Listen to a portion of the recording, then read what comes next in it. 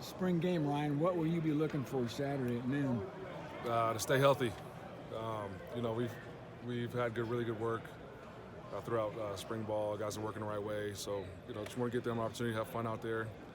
But obviously, the goal is to stay healthy and obviously improve and gain experience in the stadium and in front of a crowd and all those things. But health is of the utmost importance. What's going to be the setup here? It's not going to be a four-quarter game. So. Yeah, well, it'll be something similar to a four-quarter game. We'll have everybody will be in full pads. The one offense and the two defense will sort of be on the team. The two offense, one defense will sort of be on the team. That way the ones are playing against the ones, twos playing against the twos. The ones tempo, though, will be like we call it punch tempo, where we're pretty much live up front. But when it comes to the ball carrier, it's just two hands, palms down, tagging on the hip, and you're down. That way, guys aren't having big collisions and staying up. But when the twos are out there, it'll be live, and we'll tackle a little bit and get good work. If it's a 3rd and 1, that'll be an automatic first down. So there's no hard collisions there. If it's goal to goal from the 1, it'll be automatic touchdown. If we have to punt, we'll just take the NCAA average and punt and flip the field. Kickoff returns and stuff like that, I'll just start on 25. So we'll still get some game-like flow, but just modify it a little bit to take care of each other. From the first practice to now, what improvements have you seen with this team? Communication has been awesome. Just the volume, the amount of communication, the type of communication, recognizing pre-snap, logging information. I think we've gained a lot in that aspect. We've created some depth, and I feel like we're learning how to practice in terms of getting good work, playing tough and physical, and being detailed, but also recognizing that we're playing against each other and trying to keep each other healthy. Will anybody be held out or limited on Saturday? I don't anticipate so, just because of the format. We might pull a couple guys after halftime or so. We'll just kind of get a feel for it. I might get to a point where I'm like, okay, he's done. You know what I mean? Just we've seen enough, and I kind of have a good feel for who our guys are and who we're going to count on from this group right now. So like I said, the utmost importance is just to remain healthy going into the summer session. What are realistic expectations that your staff can learn from that kind of setting and such a quick turnaround into a spring game? What we can learn from, we can see how people handle, practicing or playing in front of a crowd, especially some guys that, haven't been here before or haven't had a lot of playing experience. So I think, anytime you can fabricate some in-game atmosphere and added pressure is good, so that the first time you're doing it isn't when it's live bullets. So I think that's the thing that we're trying to get the most out of. You've had 11 practices now. Chance to look at some of the portal guys and the early arriving freshmen. Anybody really grabbing you so far? Really, all of them, man, have done what we had hoped they would do and more. So I think what that tells me is our scouting department does a really good job evaluating, and our coaches did a good job in the recruiting process. There haven't really been any surprises, so that no surprises in the recruiting process is always a good thing. The portal opens next week. What can we expect from Purdue? Who knows, right? Like it's like Wall Street, right? Like you just kind of got to go with the market. I'm sure we'll get surprised and have some guys into the portal that we didn't anticipate. And I'm sure everybody across the country is thinking the same thing. I do like our locker room right now. I feel like we've got a good grasp on who everybody is and what people's roles are.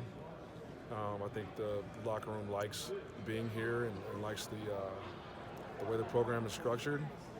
But who knows? This is a different day and age, and you can't take things personal when people decide to make decisions that they feel are in the best interest of themselves. You just got to be able to adapt and adjust to the landscape, and we'll be ready for whatever transpires, and we'll take advantage of the rules and make sure that we're putting together the best roster possible to go chase the championship come fall.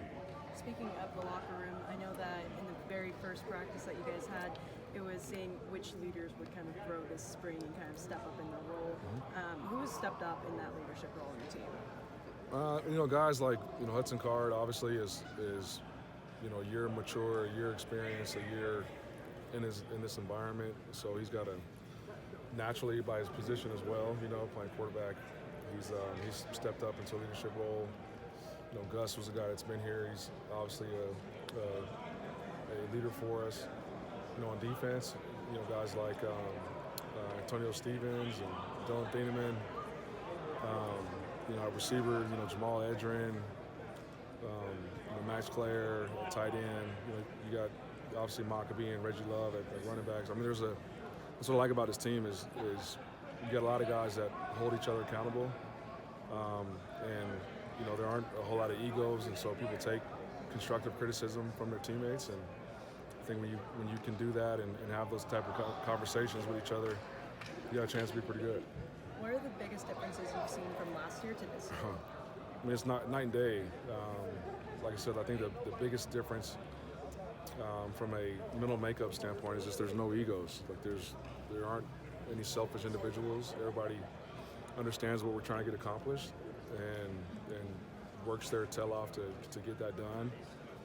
We also just have a lot more depth. We've gotten bigger, gotten stronger, gotten faster, and the standard is a lot higher than it was a year ago. People obviously focus on what you lost in the portal and namely one guy, but you just mentioned a whole bunch of dudes who were a big part of this thing last year. That continuity has to be great for you when you mentioned the Gus's and the Hudsons and Dylan Thienemans, these guys that have been winning players in your program now. Yeah, continuity is key, both in the locker room and in the staff. You lost one assistant, to a coordinator role, which you always want guys to grow in your staff and get opportunities to advance their careers. But to have that continuity and be able to promote from within, that definitely helps the cause. How do you guys as a staff internally deal with the portal conversation with your players? Well, we're just transparent, open, and honest. Like I'm an open book. I'm not trying to hide anything.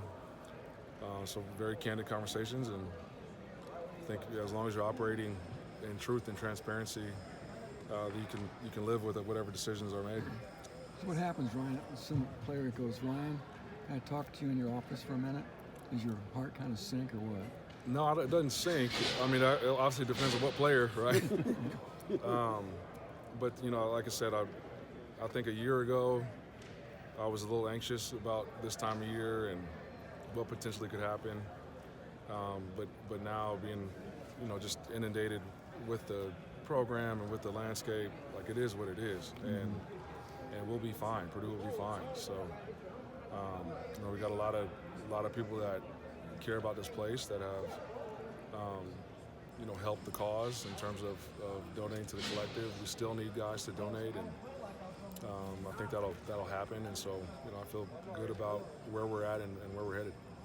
Speaking of continuity on the team, speaking of continuity on the team, how and retaining those players, when you guys get new players either from the portal or from freshmen, how important is it for those players to kind of teach everybody else the new schemes that you guys put together last year? Yeah, I mean, I think that's what I've been most impressed with is we had 27 newcomers at mid-year, and just the team's ability to come together. We provided opportunities for organic relationships to foster.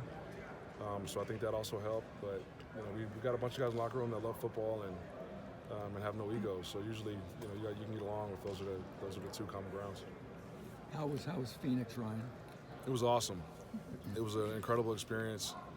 The Purdue community is unbelievable. Like there were way more Purdue fans than any other team. I think it was. If you took the 4 teams that were in the Final Four, it looked like we had as many fans as they had combined. And just to hear the positivity and the excitement about everything that Purdue is doing moving forward was awesome to be a part of and to see. You didn't get to stay for Monday, though, right? No, I still got a job in West Lafayette I got to take care of. Was able to watch the game, though, and obviously proud of Painter and the team to accomplish what they accomplished. and that program's in good hands.